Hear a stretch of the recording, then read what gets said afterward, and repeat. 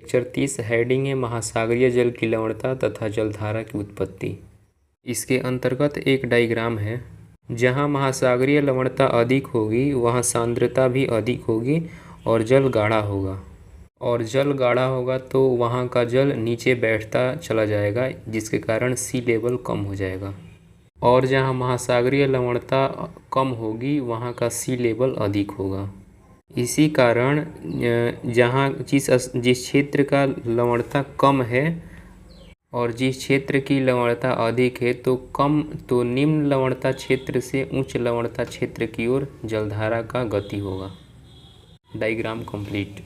महासागरों में लवणता के अंतर के कारण महासागरीय जल स्तर में अंतर होता है, जिसके परिणाम स्वरूप महासागरीय जल निम्न लवणता से उच्च लवणता की तरफ जलधारा के रूप में प्रवाहित होने लगता है। एग्जाम्पल डैश विषुवत रेखीय निम्न लवणता मंडल से उपोष्ण कटिबंधीय उच्च लवणता मंडल की तरफ जलधारा प्रवाहित होती है। नेक्स्ट हेडिंग है तापमान तथा जलधारा की उत्पत्ति। इसके अंतर्गत एक डायग्राम है जिसमें यदि सभी कारक नियत है तो जिस क्षेत्र का तापमान अधिक होगा वहाँ का जल का घनत्व कम होगा, परिणाम स्वरूप जल हल्का होगा एवं ऊपर की तरफ गति करेगी, जिसके कारण सी लेवल ज़्यादा होगा।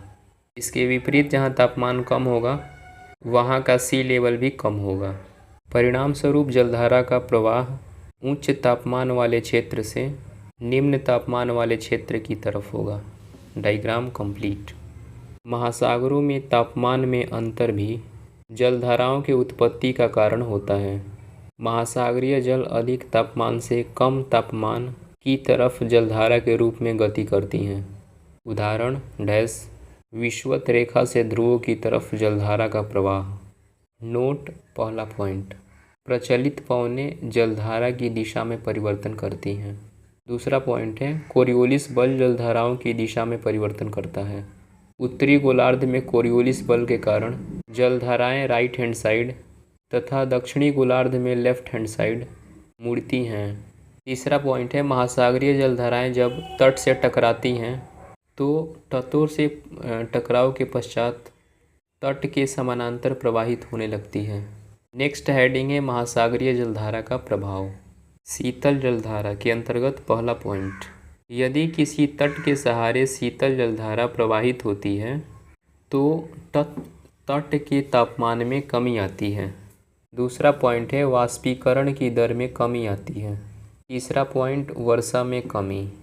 चौथा है इससे शुष्क दशाएं विकसित होती हैं जो कि मरुस्थल के विकास में सहायक हैं। अगला है जहां पर उष्ण एवं शीतल जलधारा आपस में मिलती हैं। इसके अंतर्गत पहला पॉइंट, यहाँ कोहरा बनता है एवं दृश्यता कम हो जाती है तथा दुर्घटना की संभावना अधिक हो जाती है।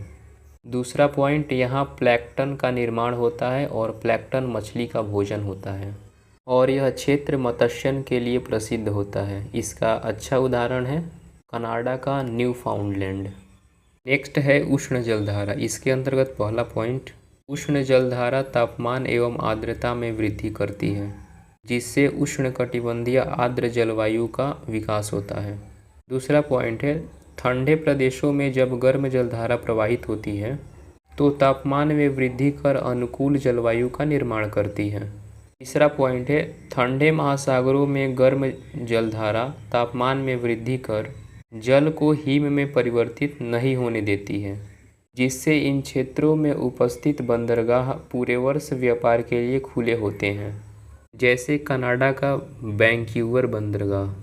नेक्स्ट पॉइंट है महासागरीय जलधाराएं महासागरों के तापमान एवं लवणता में परिवर्तन करती हैं, जिससे महासागरीय जीवन प्रभावित होता है। नेक्स्ट पॉइंट है कोरियोलिस बल के कारण महासागरीय जलधाराएं चक्राकार या वृत्ताकार मार्ग में प्रवाहित होती हैं, जिसे गायरे कहा जाता है। इसका व्यापार, परिवहन इत्यादि पर नकारात्मक प्रभाव पड़ता है।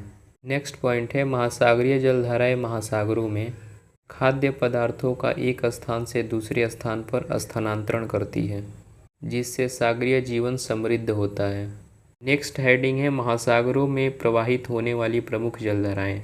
इसके अंतर्गत हेडिंग है प्रशांत महासागर में प्रवाहित होने वाली प्रमुख जलधाराएं। पहला है उत्तरी विषुवत जलधाराएं, यह गर्म जलधारा है। दूसरा है यूरोशिया जलधारा और यह गर्म जलधारा है।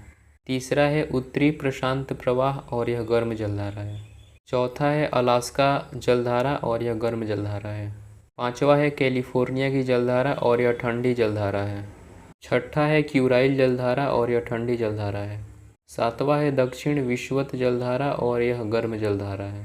आठवां है पूर्वी ऑस्ट्रेलिया जलधारा और यह गर्म जलधारा है। नौवां है पछुआ प्रवाह और यह ठंडी जलधारा है।